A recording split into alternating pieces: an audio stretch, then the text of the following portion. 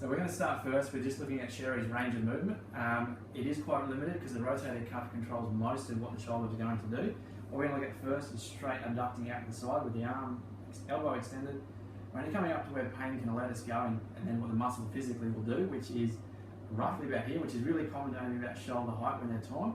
So come back down for me. The rotated cuff will actually catch on the way back down, which is more painful quite often than coming up. What we're going to have a look at doing is coming forward into flexion. Flexion is a little bit easier because you can cheat with a bit of pec and bicep pulling you up. And we usually gain a little bit more range in this plane because it's a bit easier for the shoulder to control. Still that same catch at that 90-degree point as we come out.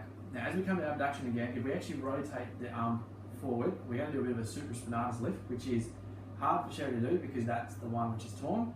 Instead of coming forward, we can get about close to 90. We're getting about 30 degrees out of it. As soon as it's the supraspinatus that's doing most of the work.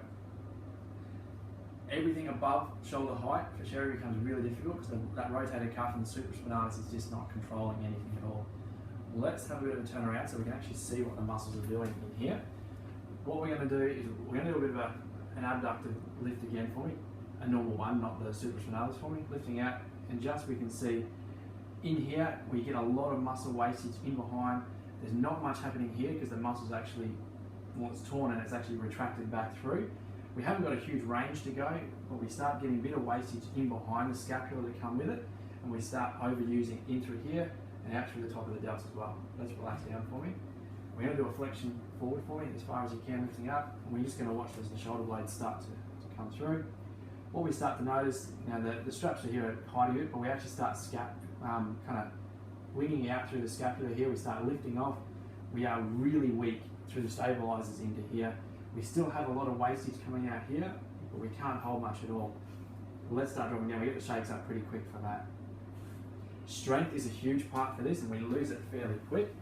As soon as we start to, we're actually going to do a flexion again. I'm going to resist you a little bit. As we start to come up under a little bit of stress, we wing it even more behind here because everything else under here is trying to control it, but there's no stabilization under the scapula there.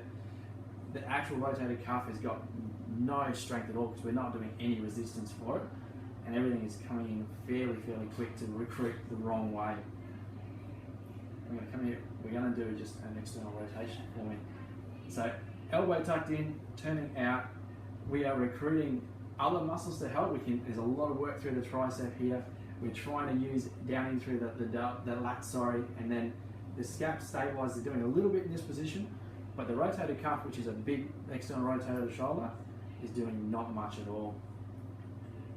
A lot of wastage into here compared to, as we use through the good shoulder, let's do a straight abduction outside. As we start lifting up, we get good muscle bulk here, we get good stabilization under here. Now this side will get a little bit weaker at the moment because it's getting used incorrectly 24/7 at the moment. So forward for me. But what we find is the scapula actually starts to slide in a better plane than what this one out here is doing, because the whole complex of the shoulder is starting to work a little bit more effectively.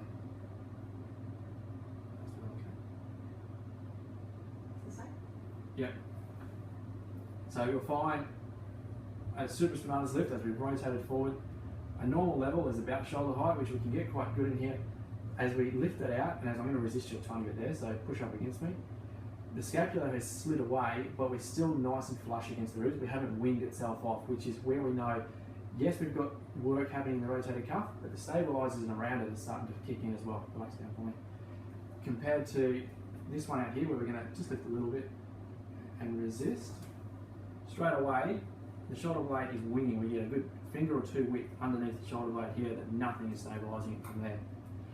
This is all going to get stuck and corrected as they actually do the operation, but our main aim is to get the movement back, but we need to build up the stabilizer through here and actually get the scapula stabilizer through here to start to fire to work a little bit better and actually protect it for Sherry so she can return to work again, hopefully, is our good aim for the future.